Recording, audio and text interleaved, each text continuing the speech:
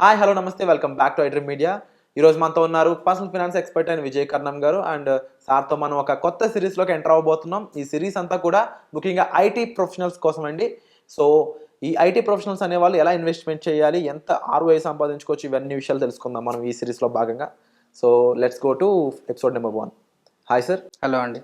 Sir, first of all IT professionals అనే వాళ్ళందరూ కూడా మంచిగా ఎర్న్ చేస్తూ ఉంటారు, బట్ సెటిల్ కాలేరు లైఫ్లో.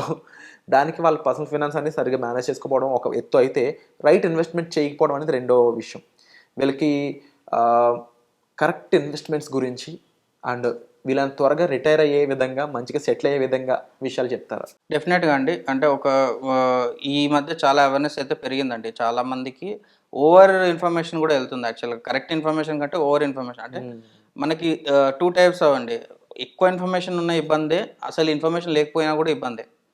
ఎప్పుడైతే కరెక్ట్ ఇన్ఫర్మేషన్ ఉంటే మనం యాక్షన్ తీసుకుంటాం. ఓవర్ ఇన్ఫర్మేషన్ ఉందంటే మనకి ఫెటీగ్ వచ్చేసి మనం దాని జోలికి వెళ్ళాం. అట్లానే అసలు ఇన్ఫర్మేషన్ లేదు అంటే దాని గురించి మనకు తెలియదు అనమాట. సో కరెక్ట్ ఇన్ఫర్మేషన్ మనం ఇవ్వడానికి ట్రై చేద్దాం ఈ సిరీస్లో. ఎర్లీ రిటైర్మెంట్ అనేది ఒక రీసెంట్ ట్రెండ్ అండి. అంటే ఒక 1-2 ఇయర్స్ కోవిడ్ తర్వాత, కోవిడ్లో అందరికీ వచ్చిన రియలైజేషన్ ఏంటి అంటే, ఇంత స్ట్రెస్ తీసుకొని మేము వర్క్ చేసి ఇంత సంపాదించి తర్వాత ఎప్పుడూ ఎంజాయ్ చేసే బదులు తొందరగా రిటైర్ అయిపోయి తొందరగా వరల్డ్లో తిరగాలి, ఎక్స్ప్లోర్ చేయాలి, ట్రావెల్ చేయాలి, and we need to enjoy life అనే కాన్సెప్ట్ అనేది చాలా ఎక్కువ అయిపోయింది. Fire numbers, fat fire, lean fire, ఇలా రకరకాల కాన్సెప్ట్స్ అనేవి మార్కెట్లో ఉన్నాయి. మనకి వేరే వేరే ఇంటర్నెట్ ఆర్టికల్స్లో కూడా కనిపిస్తుంటాయి. సో బేసిక్ ఫైర్ నెంబర్ ఏంది అంటే, వాళ్ళు తీసుకునే థంబ్ రూల్ ఏంది అంటే 25 times of your annual expenses. Okay. 25 times of your annual expenses if we able to invest, so we can retired early అనమాట. అది బేసిక్ కాన్సెప్ట్. సో అది ఒక రకంగా కరెక్ట్, ఓ రకంగా తప్పు.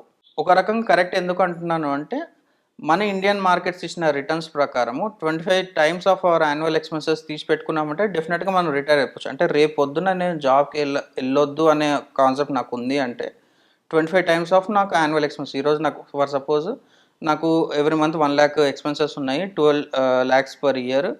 12 into 25 అంత కార్పస్ మనం జమ చేసుకోగలం. అంటే అప్రాక్సిమేట్గా ఒక 4 crores కానీ 5 crores కానీ, మనకు 5 crores కార్పస్ అనుకుందాం. 5 crore కార్పస్ నా దగ్గర ఈరోజు ఉంది.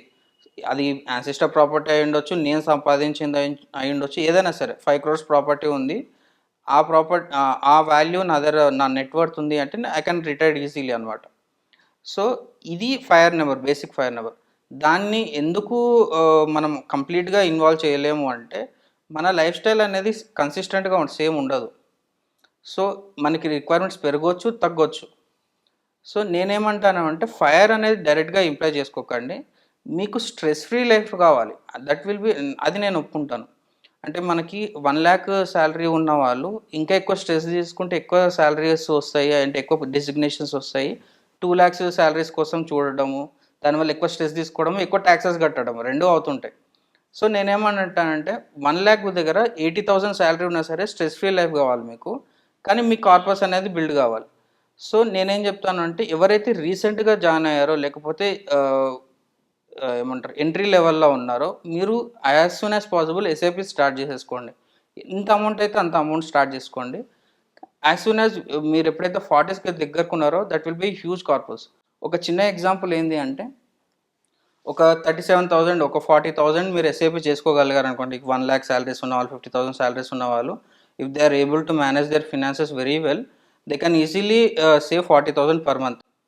మనకి ఎక్స్పెన్సెస్ ఉన్న, రెంట్స్ ఉన్న, అవన్నీ ఉన్నా సరే 40,000 మనం తీసి పెట్టుకోగలిగితే, ఎస్ఐపి చేసుకోగలిగితే, over the period of next 22 years అట్లా ఎస్ఐపి చేసుకుంటూ వెళ్తే, డెఫినెట్గా ఒక 5 year కార్పస్ అనేది before 40 only they can achieve it. So ఇక్కడ ఇంకొక ట్విస్ట్ ఉందండి ఐటీ ఎంప్లాయీస్లో. 40 years తర్వాత వాళ్ళకి 45 years తర్వాత వాళ్ళ కెరీర్ ప్రోగ్రెషన్ కాదు, డిక్లైన్ అవుతుంటుంది. ఎవరైనా ఐటీ ప్రొఫెషనల్స్లో మేనేజ్మెంట్ లెవెల్లో ఉన్న వాళ్ళని అడిగితే మీకు ఈ విషయం చెప్తారు. 45 years తర్వాత వాళ్ళకి ఇంక్రిమెంట్స్ అనేవి ఎక్కువగా ఉండవు. They try to terminate it అనమాట. వాళ్ళు తక్కువ చేస్తుంటారు, ఇంకా తక్కువ జాబ్స్కి వెళ్తుంటారు. సో జనరల్గా పబ్లిక్కి ఒక 50 years 60 years రిటైర్మెంట్ వాళ్ళకి జాబ్ చేసే టెన్యూర్ ఉంటే ఐటీ వాళ్ళకి ఓన్లీ 45 to 50 ఇయర్స్ మాత్రమే కన్సిడర్ చేయాలి.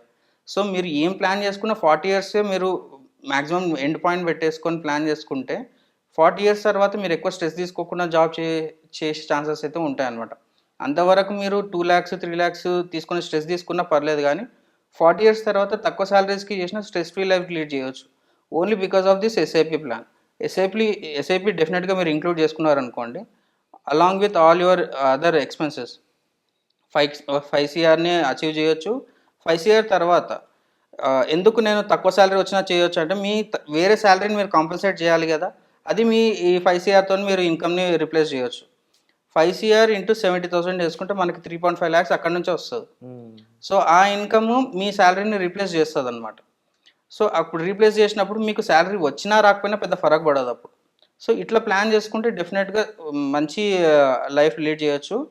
ఎప్పుడైతే కెరీర్ పీక్లో ఉందో అప్పుడు మీరు you can say like I can quit the job, I can do what ever I like. అంటే చాలామంది 40-45 ఇయర్స్ తర్వాత స్టార్టప్స్ కూడా స్టార్ట్ చేస్తుంటారు ఐటీలో ఉన్న వాళ్ళు.